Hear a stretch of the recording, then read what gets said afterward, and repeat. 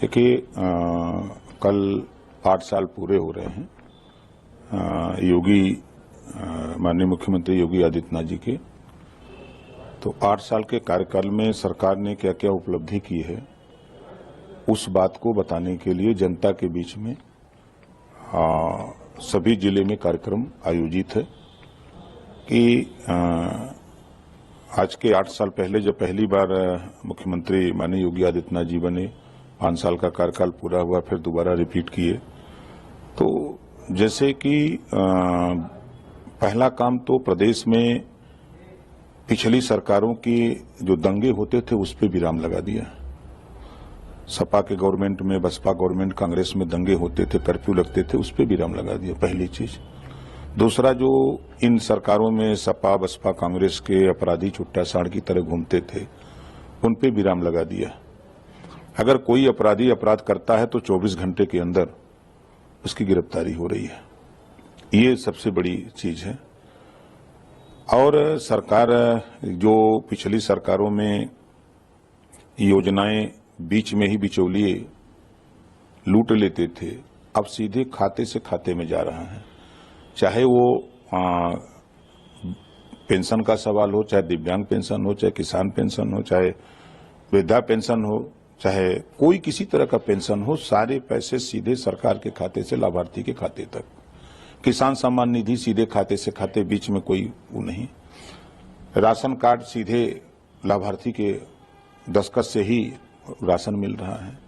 Ayushman card बना 5 लाख गरीबों के इलाज के लिए, वो सीधे कार्ड गरीब के पास जा रहा है और गरीब जाके हॉस्पिटल, जो एथराइज हॉस्पिटल हैं, वहां जाकर के कार्ड एक्टिवेट करा करके वो अपना इलाज कर रहा है। उसके अलावा भी मुख्यमंत्री राहत कोष से भी गरीबों के इलाज के लिए जिनके पास आयुष्मान कार्ड नहीं है उनको पैसे दिए जा रहे हैं। और आज बड़े पैमाने पर गरीबों को आवास, शौचालय दिए जा रहे हैं। और मजे की बात की पारदर्शिता है। चाहे नौकरी में किसी भी विभाग में भर्ती हो, नौकरियों में जो योग्य बच्चे हैं वो आ रहे हैं। वहां कोई किसी की न सोच की जरूरत है, न रिश्वत की जरूरत है। सारी चीजें जो हो रही हैं वो पारदर्शिता के साथ सरकार कर रही है। तो ये चीजें जनता के बीच में हम लोग लेके जा रहे हैं कि सरकार 8 साल के कार्यकाल में क्या क्या चीजें जनता के लिए किया है, उन सब चीजों की जानकारी जनता तक। बड़ी अच्छी योजना सरकार की घरौनी, जिस तरह खेत की खतौनी होती है उसी तरह आबादी की जमीनों की घरौनी बनाने का काम। अब घरौनी में एक ही आबादी का नंबर 1 या 2 होता था, 500, 400, 300 परिवार उसमें बसते थे, तो ज्यादा विवाद वहीं होते थे आबादी के लेकर के। तो ऐसी परिस्थिति में जो सर्वे ऑफ इंडिया के सहयोग से सर्वे करके सबके अलग नंबर कर दिए गए और सबकी नंबरिंग हो रही है, ताकि जो बड़े पैमाने पर थाने पर गरीब जाता था, तहसील में दौड़ता था, अदालत में जाके मुकदमे लड़ते थे, उसमें बड़े पैमाने पर कमी आएगी। ऐसा घरौनी एक बहुत महत्वपूर्ण काम है जो इसको सरकार ने मजबूती से इसको कर रही है।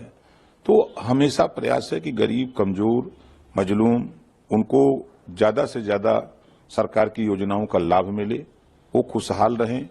और शिक्षा के प्रति पिछली सरकारों की तुलना में अगर आप देखेंगे तो प्राथमिक विद्यालयों में काफी सुधार बड़े पैमाने पर हुआ है। और सरकार का प्रयास है कि हर घर में शिक्षा हो, रोजगार हो, नौकरी हो, ताकि गरीब, कमजोर विकास की मुख्य धारा में जुटे। लगातार जो है ये कह रही है कि जो है बीजेपी सरकार में, यूपी सरकार में भ्रष्टाचार है, कानून व्यवस्था खराब है। देखिए, अगर विपक्ष के लोग बोल रहे हैं तो कांग्रेस में बोफोर्स घोटाला हुआ था, वो भ्रष्टाचार नहीं था। अगर समाजवादी पार्टी के लोग कह रहे हैं तो गोमती रिवर फ्रंट लखनऊ से अगर शुरू करें, खनन घोटाला नहीं हुआ है, सीबीआई जांच नहीं हो रही है, तो अब आरोप लगाना उन लोगों का काम है। क्योंकि भ्रष्टाचार को रोकने का जो प्रयास हो रहा है सरकार का, और हम नहीं कहते कि पूरा 100% रुका है, लेकिन बड़े पैमाने पर भ्रष्टाचार पे रोक लगाने के लिए सरकार प्रयासरत है और कर भी रही है। कितने अधिकारी जो जांच में पकड़े जा रहे हैं। अभी हमारे ही विभाग के मथुरा के देखिए डीपीआरओ उसको जेल हो गया। अभी एक IAS के खिलाफ जो है देख ही रहे हैं। तो कहीं न कहीं सरकार को संज्ञान में आने के बाद त्वरित कार्रवाई हो रही है।